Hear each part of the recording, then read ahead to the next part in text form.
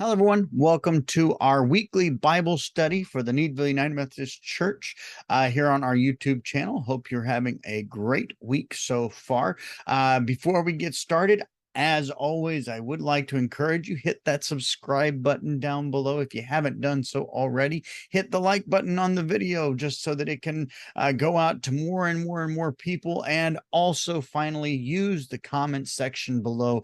Let me know what you think, what went well, what didn't go well, what you'd like to see me do differently. We are in the middle of looking at all of the Psalms in this Bible study. So if you have a particular psalm that you would like for us to look over or to delve into, or maybe to understand, maybe something you don't completely understand in that particular psalm, you just let me know down in the comment section. Write out what psalm you'd like for me to talk about, and I'll be happy to try and work that into one of the Bible studies over the next coming weeks. But that's what we're doing right now. Of course, the subscription to the channel also lets you know when new material gets posted. That's for our sermons every Sunday, weekly Bible studies on Wednesdays, like the one that you're watching right now. And also, we are in the midst of the discernment process, which means that over the next week or so, we will get another video here on our YouTube channel that will help give out information about the discernment process, what it is, why we're doing it, all that kind of stuff. If you can't make it to one of the ones in person. So I encourage you to be on the lookout for that. Today, we're going to get into the 71st Psalm.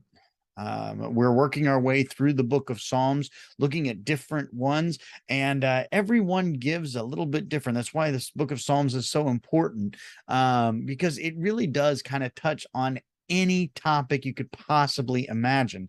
If you ask any pastor what where you can go in the scriptures to get information on this or that, more than likely one of the first places that any pastor is going to point you to, or any book's going to point you to, is the book of Psalms. And the reason is because this is where we get a lot of that humanity in the scriptures. The psalmists were people that were writing from their heart, but also from their experience. David, of course, wrote a vast majority of the Psalms, but he's not the only one that wrote them. But the psalmists are there to talk about, how God works and worked in their own lives, how they wanted God to work and do things in their own lives. Some of them are praises, some of them are laments, some of them are asking for forgiveness, and others are just full of hope and setting their sights on God instead of on the problems that they're facing. But at the end of the day, there are so many psalms and so many things that we can glean from them. But today, looking at this psalm, again, we're in the 71st Psalm. I'm going to be focusing on two verses. And the reason is not because the rest of it is not good. The rest of the psalm is wonderful, and how we should praise God in the midst of anything and everything.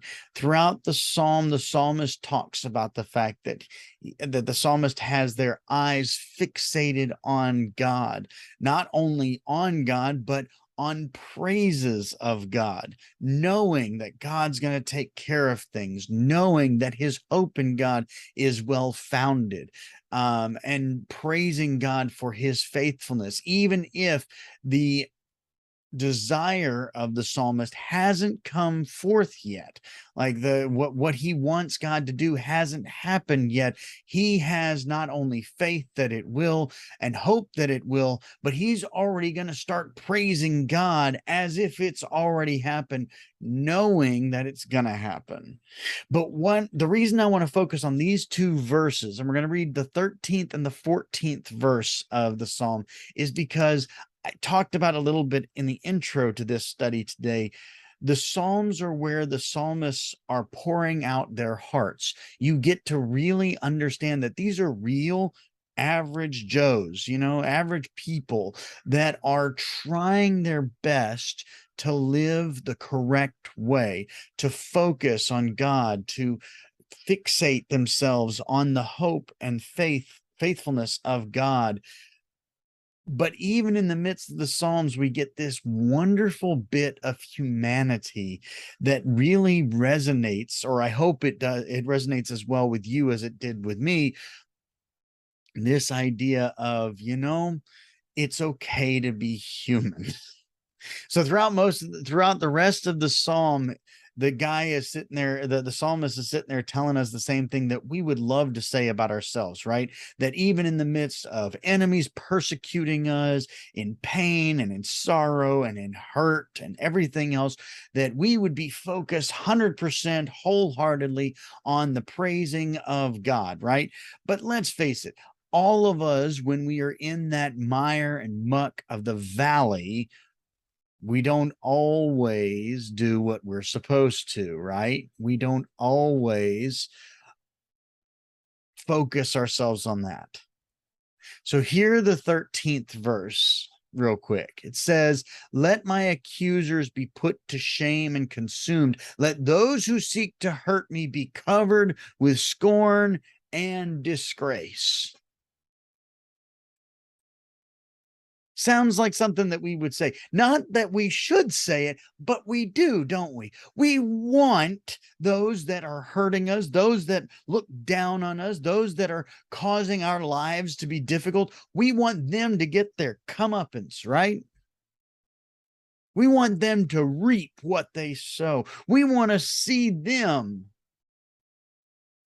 under the heel instead of us, right? As a good friend of mine always says, we want grace for ourselves, but justice for our neighbor, right? We want to see them get what they deserve. And especially when it's someone that's hurting us or hurting a family member, friend, or a child or something like that, right? We want to see them get exactly what they deserve. We want to see those coals being sprinkled on their head. We want to see that, right? And we recognize as soon as it comes into our heads, right? We recognize, ooh, that's not really Christian. That's not really the way that we should act. That's not really what I should want. I do, but that's not what I should want. And that's what I love about the Psalms, because the 71st Psalm is not the only one that has this in it, but that's why I picked this one, because this verse right here, it says, "Let my accusers be put to shame." Put them to shame, God. I want to see you rain a little bit of shame, have them consumed, have those who seek to hurt me, have them be hurt, right? They're starting to hurt me, hurt them back. God, go get them, right? And there's where the problem is, right? We recognize the fact that as Christians, yes, we're supposed to hand everything over to God, right? When someone hurts us, we forgive and we hand it over to God in the knowledge and faith that God's going to take care of it. But don't we want, when we hand it over to God, we're like, okay, God, when I hand this over to you, I expect that they're going to be, right? Kind of like Jonah in his story, right? He goes and talks to Nineveh, but really what he wants Nineveh to be done with is he wants Nineveh and the Ninevites to be destroyed, right? He doesn't want them to be saved. He doesn't like them. He doesn't care about them. He doesn't think that they're worthy of love or grace that God is going to give to them. So he's like, okay, I'll go do what you want me to do, but secretly I want you to destroy them. I want to see the devastation. Don't we do the same thing, right? Someone hurts us, someone's causing us pain, and we say, okay, God, you taught me, you told me to forgive them and to hand it over to you so that you could take care of things. Okay, I'm going to forgive it. I'm going to give it over to you, but I want you to take care of them. And by take care of them, you look at God and go, you know what I mean, right?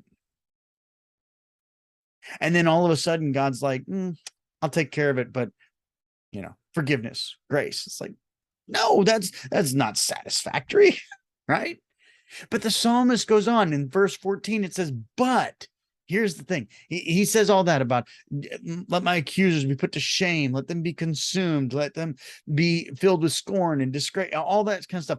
But he says, but I will hope continually and will praise you yet more and more. What the psalmist is saying is that no matter what you do to them, whether it's exactly what I want or the exact opposite of what I want, I will continue to have hope in your faithfulness, to have hope in the fact that you have the better plan, and will continue to praise you over and over and over and over again.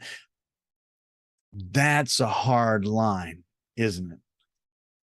When you want to see that person devastated, you want to see them taken care of,